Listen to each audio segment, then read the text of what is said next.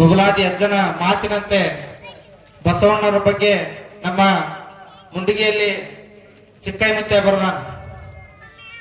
ಅವರೊಂದು ಮಾತನ್ನ ಬರೀತಾರೋ, ಮೂರು ವರಹಕ ಶೇರು ಮಾರುವುದು, ವೀರಶೈವ ಜಾತಿ ಮೆರೆಯುವುದು, ವೀರ ಬಸವನು ಸಾರುತ್ತ ಬರುವಾಗ 100 ಕುಲಗಳು ಏಕವನ್ನ ಅಂತ ಹೇಳ. ಆ ಬಸವಣ್ಣವರ ಬಗ್ಗೆ ಆ ಕಾಲಜ್ಞಾನದಲ್ಲಿ ಬಸವಣ್ಣ ಬರ್ತಾನ, ಅವಾಗ ಕ್ರಾಂತಿಯ ಕಿಡಿ ಈ ದೇಶದಲ್ಲಿ ಈ ಜಗದಲ್ಲಿ ಅನುಭವ ಮಂಟಪದ ಮೂಲಕ ಅವರು ವಿಶ್ವಕ್ಕೆ ಶಾಂತಿ ಧರ್ಮ ಸಮನ್ವತೆ ಇದನ್ನೆಲ್ಲ ಸಾರ್ತಾರಂತ ಹೇಳ್ಯಾರ. ಹಂಗ ಇನ್ನೊಂದು ಮಾತು ಬರೀತಾರ, ಚೆನ್ನನು ಬರುವಾಗ ತನ್ನಗಾಯಿತು ಜಗವೆಲ್ಲ ಅಂತ ಹೇಳ. ಚೆನ್ನನು ಬರುವಾಗ ತನ್ನಗಾಯಿತು ಜಗವೆಲ್ಲ ಅಂತ. ಹಂಗ ಬಸವಣ್ಣವರ ಬಗ್ಗೆ ಚಿಕ್ಕಯ್ಯ ಅಜ್ಜನವರು ಕಾಲಜ್ಞಾನದಲ್ಲಿ ಅವರ ಬರುವಿಕೆಯನ್ನ ಉಲ್ಲೇಖ ಮಾಡಿ ಹೋಗ್ಯಾರ. ಅದಕ್ಕ ನಾವು ನೀವೆಲ್ಲರೂ ಆ ಬಸವಣ್ಣವರು ಹಾಕಿಕೊಟ್ಟ ದಾರಿಯಲ್ಲಿ ಅವರ ವಚನಗಳ ಮೂಲಕ ಏನ್ ಹೇಳಿ ಹೋಗ್ಯಾರ, ಹಿಂದಿನ ಸುದ್ದಿಯನ್ನ ಆ ಹಾದಿಯಲ್ಲಿ ನಾವು ನೀವೆಲ್ಲರೂ ನಡಿಬೇಕಾಗಿತ್ತು ಇವತ್ತಿನ ದಿವಸ. ಹಾಗೆ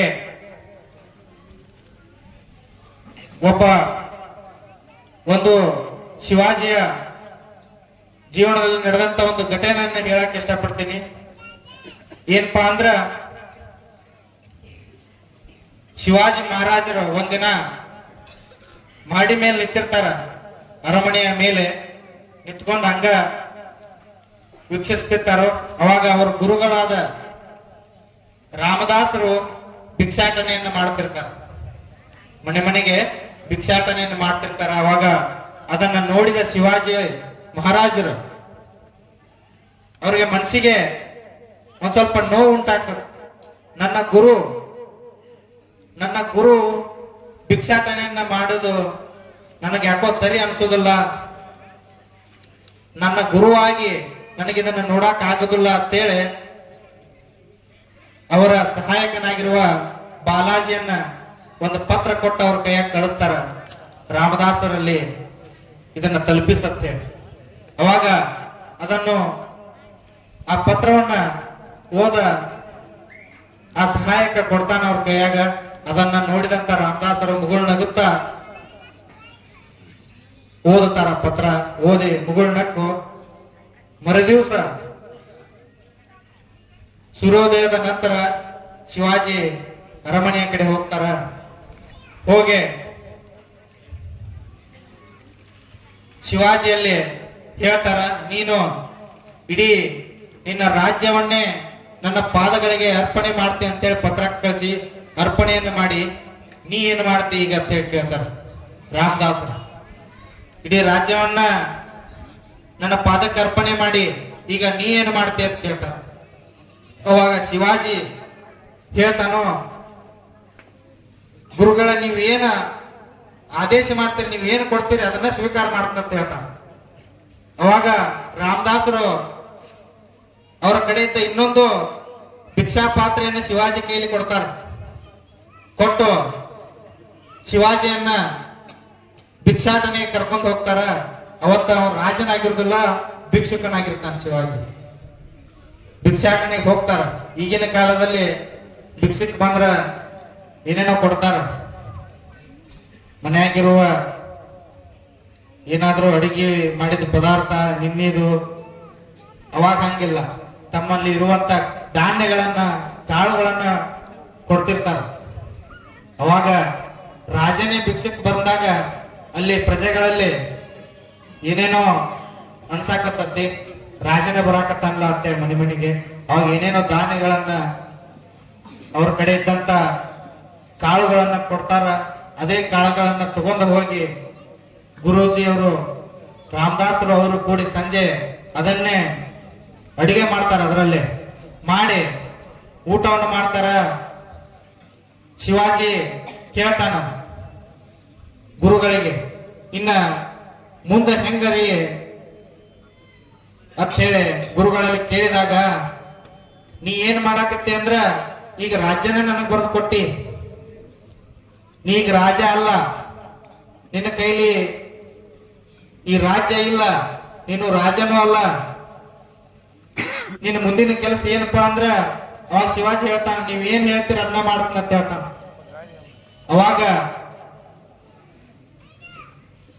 ಇನ್ನ ಮ್ಯಾಲ ನೀನ್ ಏನ್ ತಿಳ್ಕೊಬೇಕಂದ್ರ ಈ ರಾಜ್ಯ ನನ್ನದಲ್ಲ ಅಂತ ಹೇಳಿ ಆಡಳಿತ ಮಾಡ್ಬೇಕು, ನಂದು ಅನ್ನೋದು ಬಿಡ್ಬೇಕು. ಸಮಾಜಕ್ಕೆ, ಜನರಿಗೆ, ಪ್ರಜೆಗಳಿಗೆ ಒಳ್ಳೆಯ ಆಡಳಿತವನ್ನು ಕೊಡ್ಬೇಕಂತ ಹೇಳ್ತಾರ. ರಾಜ್ಯನ ನಿಂದಲ್ಲ, ನೀ ಏನ್ ಮಾಡ್ಬೇಕಂದ್ರ ಜನರಿಗೆ, ಪ್ರಜೆಗಳಿಗೆ ಒಳ್ಳೆಯ ಮಾರ್ಗವನ್ನು ತೋರಿಸ್ಬೇಕು, ಅವರಿಗೆ ಕಷ್ಟವನ್ನ ಬರ್ಲಾರ್ದಂಗ್ ನೋಡ್ಕೋಬೇಕಂತೇಳಿ ಅವ್ರಿಗೆ ಶಿವಾಜಿ ಅವರಿಗೆ ಅವರ ವಸ್ತ್ರವನ್ನ ಕೊಡ್ತಾರ. ಕೇಸರಿ ವಸ್ತ್ರವನ್ನ ಶಿವಾಜಿಗೆ ಕೊಡ್ತಾರೋ, ಇದನ್ನ ತಗೋ ನಿನ್ನ ರಾಜ್ಯದ ಧ್ವಜವನ್ನಾಗಿ ಮಾಡ್ಕೋ ಅಂತೇಳಿ ಅವತ್ತಿನ ದಿವಸ ಆ ಕೇಸರಿ ವಸ್ತ್ರನ ಕೊಡ್ತಾರೋ, ಅದೇ ಇವತ್ತ ಶಿವಾಜಿಯ ಒಂದು ಧ್ವಜವನ್ನಾಗಿ ನಾವು ನೀವೆಲ್ಲರೂ ಕೇಸರಿ ಶಾಲ್ ಆಗಿರ್ಬೋದು, ಧ್ವಜವನ್ನಾಗಿರ್ಬೋದು, ಅಂದಿನಿಂದ ಇಂದಿನವರೆಗೂ ಆ ಕೇಸರಿಯನ್ನು ನಾವು ನೋಡ್ಕೊಂತ ಬಂದೆವು. ಅಂತ ಗುರು ಇದ್ರ ರಾಮದಾಸರ ಹಂಗಿರ್ಬೇಕು, ಶಿಷ್ಯ ಇದ್ರ ಶಿವಾಜಿ ಹಂಗಿರ್ಬೇಕು. ಹಂಗ ಬಬಲಾದಿ ಸದಾಶಿವ ಅಜ್ಜಗೂ ಒಬ್ಬ ಶಿಷ್ಯ ಇದ್ದ. ಯಾರಪ್ಪ ಅಂದ್ರ ಅತನಿ ಹತ್ರ ಒಂದ ಗ್ರಾಮದವ ಸಂಗಪ್ಪ ಅನ್ನುವ ಒಬ್ಬ ಶಿಷ್ಯ ಇರ್ತಾನ.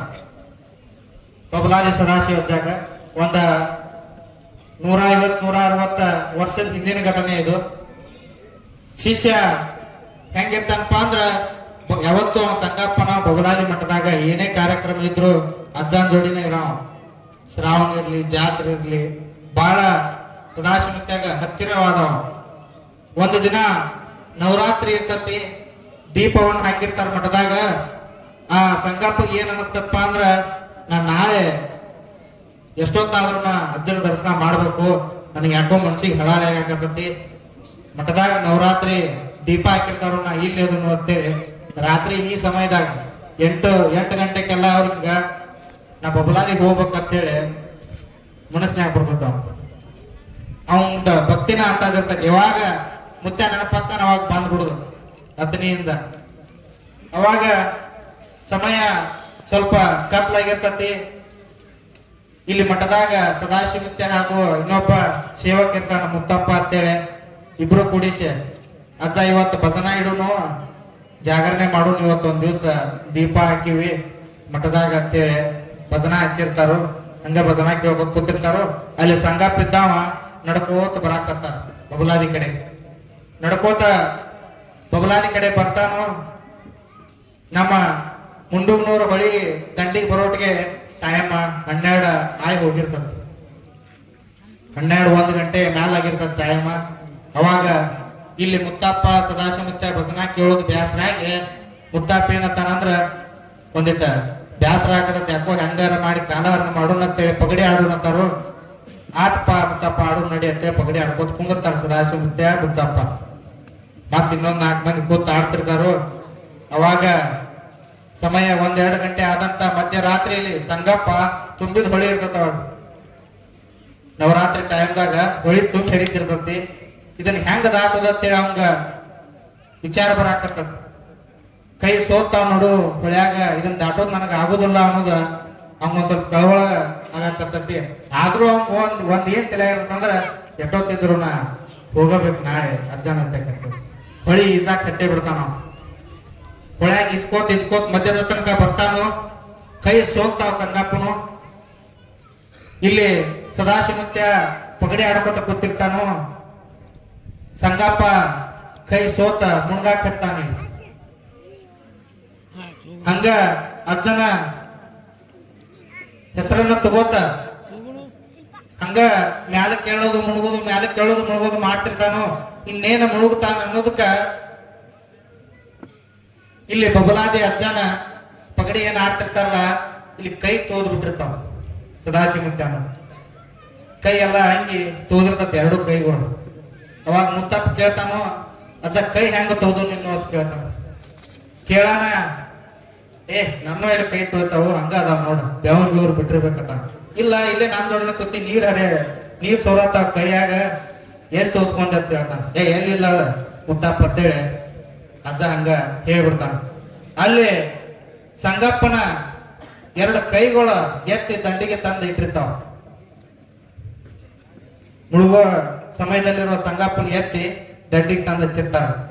ಅವಾಗ ಬಂದಂತ ಸಂಗಪ್ಪ ಮಠಕ್ಕೆ ಬಂದ ಸಾಷ್ಟಾಂಗ ನಮಸ್ಕಾರನ ಸಲ್ಲಿಸಿ, ಅಜ್ಜ ನಾನು ಉಳಿಸಿದಪ್ಪ ಅಂತೇಳಿ ಕಾಲಿಗೆ ಬೀಳ್ತಾನು. ಅಜ್ಜ ನಿನ್ನ ಯಾರು ಉಳಿಸ್ಯಾರ, ನಾ ಏನ್ ಬಂದಿಲ್ಪ ನೀನ್ ಉಳ್ಸಾಕ ಅಂತೇಳಿ ಸುಳ್ಳು ಹೇಳ್ತೇನ ಅಂತ. ಇಲ್ಲ ಅಜ್ಜ ನಿನ್ನೂನ ಕೈಯವ್ ನನ್ನ ಜೇಗಿ ತಂದ ಹೊರಗೆ ಹಚ್ಚಿದ್ದು ಅಂತ. ನಾನು ಹೆಂಗ್ ಹೇಳ್ತೀನಿ ಅಂತ. ನಿನ್ನ ಕೈಯಾಗಿನ ಬೆಳಿ ಕಡೆ ನೋಡಿ ನಾನು ಕೈ ನಿನ್ನೂ ಅಂತ ಹೇಳ್ತಾನ. ಇಲ್ಲಿ ಕುತ್ತಂತ ಮುತ್ತಪ್ಪ ಕೇಳ್ತಾನ. ಹೌದು ಸಂಗಪ್ಪ, ನಾ ಕೇಳಿನ ಅಜ್ಜನ ಕೈ ಯಾಕೆ ತೋರ್ಸ್ಕೊಂಡಾನ ಅಂತೇಳಿ. ಆ ಕೈ ಎಲ್ಲಿ ಹೋಗಿದ್ದು ಅಂದ್ರ ಸಂಗಪ್ಪನ ಮುಳುಗುತ್ತಿರೋ ಸಂಗಪ್ಪನ ತಂದ ದಂಡಿಗೆ ಹಚ್ಚಾಕ್ ಹೋಗಿದ್ದು ಅಂತ.